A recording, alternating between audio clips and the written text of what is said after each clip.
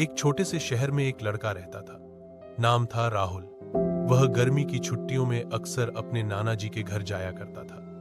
नाना जी एक बहुत ही शांत, समझदार और प्रकृति से प्रेम करने वाले बुजुर्ग व्यक्ति थे। वे घंटों बगीचे में काम करते, पौधों से बातें करते और उन्हें पानी देते। उनके बगीचे में तरह तरह के फूल, पेड़, पौधे थे। राहुल नाना संग फूल सींचते, मिट्टी में हाथ डालते।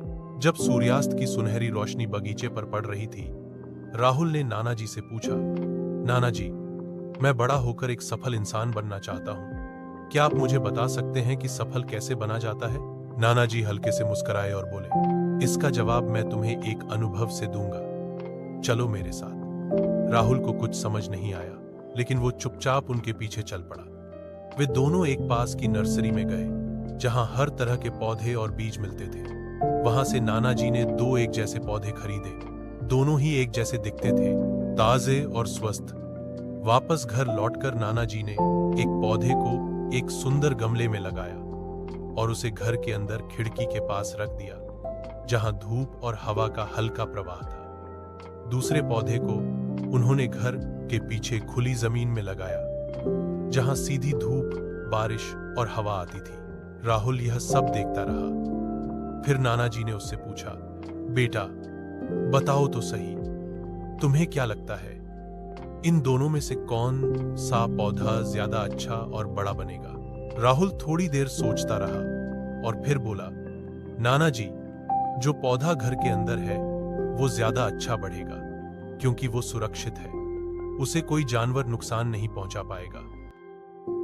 नाना जी बोले, अब बताओ, इनमें से कौन सा पौधा बड़ा और सफल बना? राहुल बोला, बाहर वाला, नाना जी।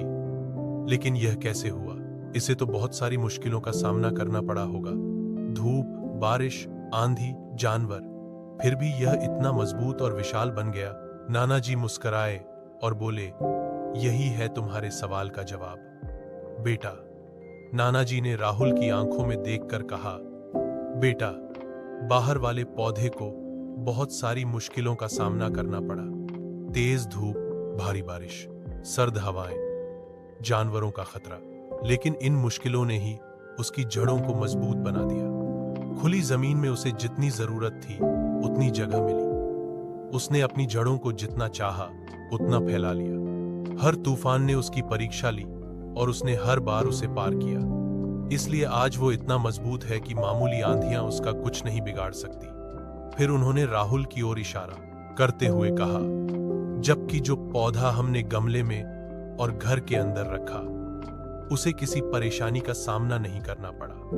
वह सुरक्षित तो रहा, लेकिन उसकी जड़ें गमले तक सीमित रहीं। इसलिए वह ना तो बड़ा हो पाया, ना ही मजबूत। राहुल कुछ देर चुप रहा, फिर बोला, तो आप कहना चाहते हैं कि जब तक कोई कठिनाइयों से नहीं गुजरेगा, वह बड़ा नहीं बन सकता?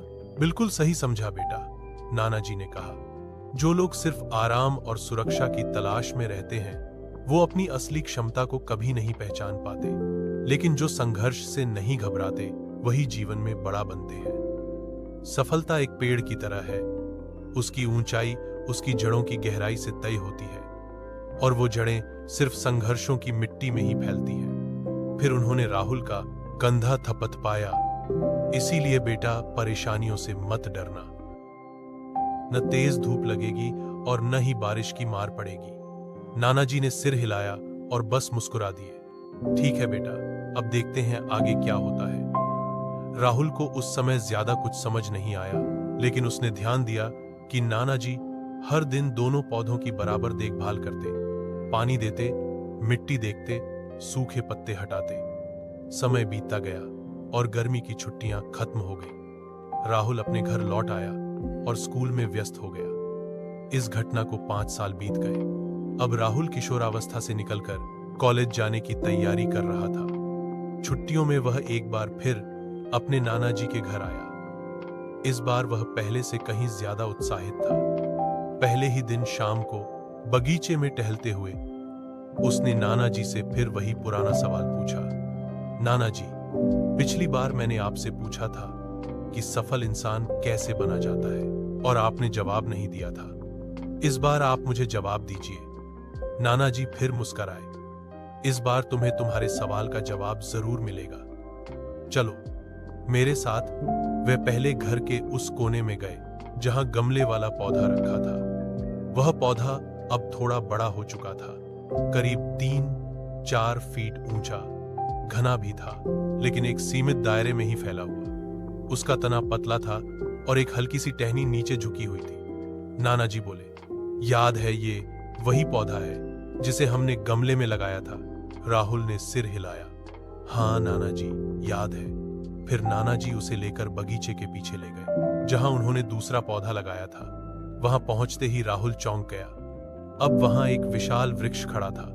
उसकी शाखाएं दूर दूर तक फैली थीं। घनी छाया पड़ रही थी। कई पक्षी उसमें घोंसला बनाकर रह रहे थे और नीचे एक बुजुर्ग आदमी पेड़ की छांव में बैठा अखबार पढ़ रहा था। उन्हें अपने जीवन की सीढ़ी मानना जो तुम्हें ऊंचाई तक ले जाएंगी। राहुल उस विशाल वृक्ष की ओर देखने लगा जिसकी शाखाएं जैसे आकाश से बातें कर रही थीं। अब उसे समझ आ गया था, सुरक्षा जरूरी है लेकिन संघर्ष अनिवार्य है। उस दिन के बाद राहुल ने जीवन को एक नई दृष्टि से देखना शुरू किया।